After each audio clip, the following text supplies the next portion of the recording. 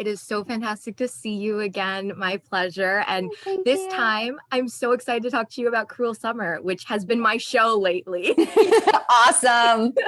You have killed it, but specifically, I want to talk to you about episode 6 because you were just fantastic in it. I have to Thank you. say, like, there were no other words. You just really hit my heart with your big speeches, from the flight attendant speech to, when she finds that key. So I want to ask you a few questions about that episode. Sure, yeah. So first off, Sydney finds the key to Martin's house in Jeanette's Mm, jewelry box, which really hurt her. yeah. That was really a heartbreaking moment, and it leads to a lot of complications with the Turner family, with her marriage, and now with her daughter, which we haven't gotten to see yet, but I'm sure that's coming. What did it feel like for you to sort of play that breaking point for her? Yeah, I mean, it was super intense. The Cindy has lived so much of her life with her identity resting on the solid ground of her family. Her family showing up in the world well, being happy together, being a successful family unit, like all of these things. And she always has felt close to Jeanette. That's always been a relationship that she thought she could believe, this sweet girl that she's raised, right? So discovering this lie really broke something pretty big in her, and I think it spills into the marriage because she realizes that her partner doesn't trust her instincts and doesn't trust her, and if there's no trust in the family, what are we doing, right? And I think it's a thing that gets her out the door to just take some space to figure it out, and we'll start, learn more about that later. But yeah, it was heartbreaking. It was heartbreaking to play those scenes for sure. You gave this emotional dialogue about Jeanette changing right in front of them, and Sydney not showing her how to blossom, which is, I feel like, a real thing. I feel Mhm. like people change in a blink of an eye, and you almost don't know what to do. Yeah. What advice do you wish you could give your younger self? Mm.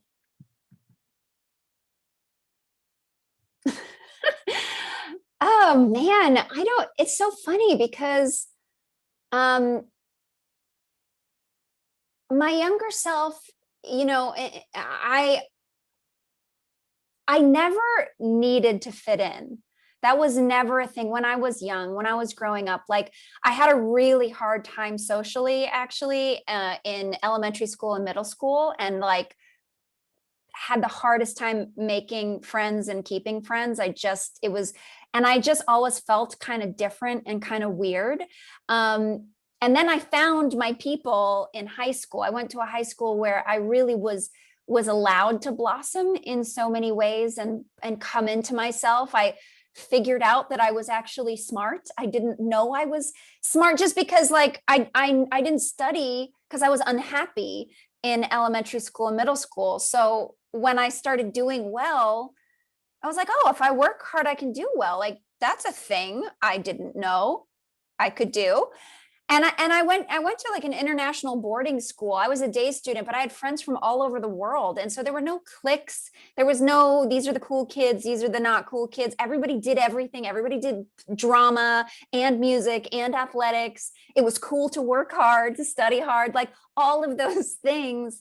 It's the place where I really found myself. So in some ways, I feel like moving into adulthood, especially in this industry where you get way too much feedback from people about who you are, what you look like, whether you're good, whether you wanted, like those kinds of things. In some ways, I would like my younger self to give my older self some advice to just fully be exactly who you are. And it doesn't matter as long as you have your core people who remind you of your worth and are truth tellers to you. You don't need anything else, right? um so I would flip it. I would flip that question on its head, I think. Love that answer. That answer was so beautiful. I love that.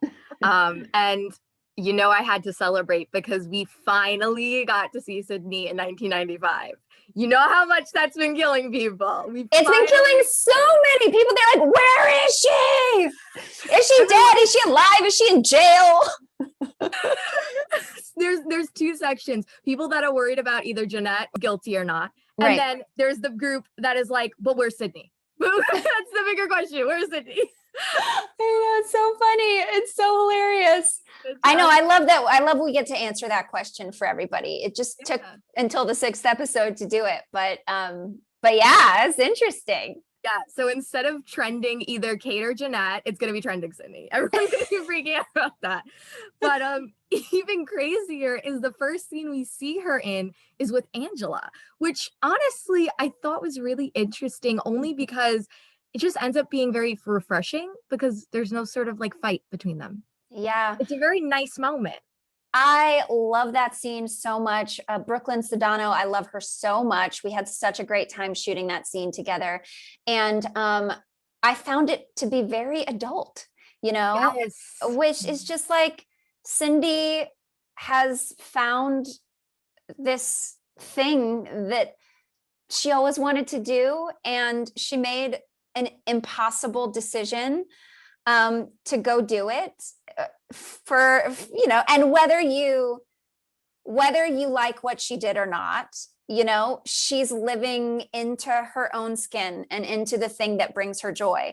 So I love that there's no kind of competition between these two women. There's no jealousy. It's just two humans connecting about life and about how hard it is, and how do we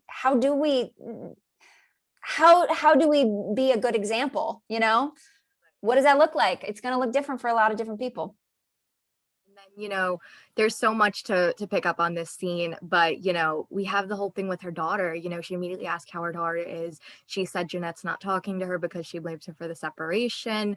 And it seems like Greg hasn't exactly told the truth of the situation, at least to his girlfriend. Mm-hmm.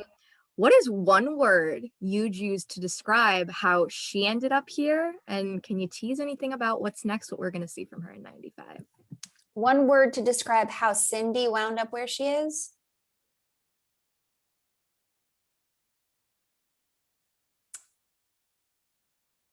Trapped. That's a good one. I like think. Yeah. I think she felt a little trapped. And what can I tease about what's coming? Yeah, you know what? You just gotta watch. I do. I do the weekly recaps. I do everything for it. I do. But I also have to give a shout out because episode 5, you, by the way, love your live tweeting, but you live tweeted and asked fans, who do you like more, Drunk Hefner or Drunk Sydney? And it was just the best tweet. So naturally, this had 2 fantastic tweets from fans comparing the two. But I have to ask you, what do you think if April and Sydney ever met? And what would you think they would think of each other? Oh my gosh. I feel like early April would totally vibe with Cindy because she'd sort of find her to be kind of a comforting mother figure in some ways. Yeah. Later Cindy would not like, later April would not like earlier Cindy, but later April might totally drink with later Cindy. I bet Cindy's enjoying her life. I think she is, and as she should. As she should. But this show, I haven't been this making theories and constantly on the edge of my seat since the PLL days. And I have to know, for you as an actress reading the scripts, playing a character in the show, how long did it take for you to personally be like, okay, I'm highlighting this, I'm making theories, I'm trying to come up with who did it, and sort of try to connect the dots on your own? Did you try to do that? Did you wait till the end? Were you like Tia told us a lot of what was coming, she held back the final like the big reveal she held back from us, so I didn't find out that stuff until way later, but I was super intrigued. It's fun to listen to the cast all kind of come up with their own theories and see who was right once the script came out. So fun. Well, when you first started, when you first like got onto the project, were you drawn to a certain side? Well, Tia, I'd worked with for years on Grey's Yes. Anatomy. And so she reached out to me and was like, look, you're going to get an offer. I really hope you say yes. You're only going to read the first episode, but I promise you, Cindy has a journey. And let me pitch it to you. And so we talked on the phone about it. And then the script itself was just so brilliantly written. I just thought the concept was so fascinating. I loved it was set in the 90s. And then talking to Tia about who this person is and where she was going to go and how many layers there were to her motivations, to her sense of identity, all that stuff. I was like, and then, all wrapped up in really telling a mother-daughter relationship story, which I think is so compelling because especially during that age for the young girls, moms and girls in their teens, like that is an intense relationship. So I was excited to dive into all of that. And I knew that I was in good hands with Tia. So I was like, all right, let's do it. Yeah. And one of the things I absolutely love about it is that it's set over 3 summers and told through shifting points of view, which really, I feel like adds something, to the storytelling aspect, which also means we get to see Sydney over 3 different periods of her life. Was there a certain year that was more fun for you to play, more challenging for you to play, more you were dying to play? Yeah, I mean, they're 3 very different years. Like in 93, she's just like happy and trying to make sure everything's okay and like life is good, right? We're good. And then 94, things start to fracture. And so you see her really face intense struggle for the first time. And like, how does she wear that struggle? What does she do? What does it compel her to do? And that's in its own intensity. And then 95, you see her as this like extremely strong, independent woman who's actually embracing a dream, a lifelong dream she's had. And she's like grounded and sure of herself, but she's left pain in her wake.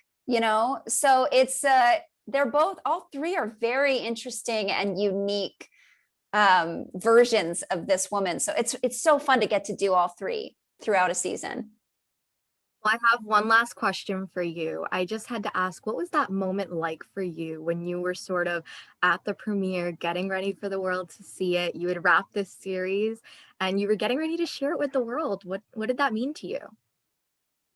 Well, first of all, the premiere that Freeform put together was the most incredible premiere I've ever been to in my life, where you get to bring 3 of your besties into a hotel room and watch it out on a balcony and yell to one another. I mean, and then the room was decked out in 90s stuff. I feel like walking into the actual premiere that we went to made everything feel very real and also made me feel like, oh, I think people are really going to love this. Like this could actually really hit, like, and I think that, you don't know, you can be on a set, working on a set and be like, I love every element of this. The writing is so good. The acting is so good. It's such a great experience, but you don't know if something's going to hit or not. Right. So, I think being there at the premiere, it was such a special night watching it and being like, this is good. I'm so proud of this. And people are gonna love this. It felt really, really great. So nice to speak with you again. And I hope to speak with you again in the future soon. You're just huge congrats. Everything, the success is only starting for this show. And you're just fantastic. I can't wait to see what you do next. Thank you so much. So nice to see you. You as well. Stay safe, okay? And have a great rest of your day. You too. All Bye. right. Bye.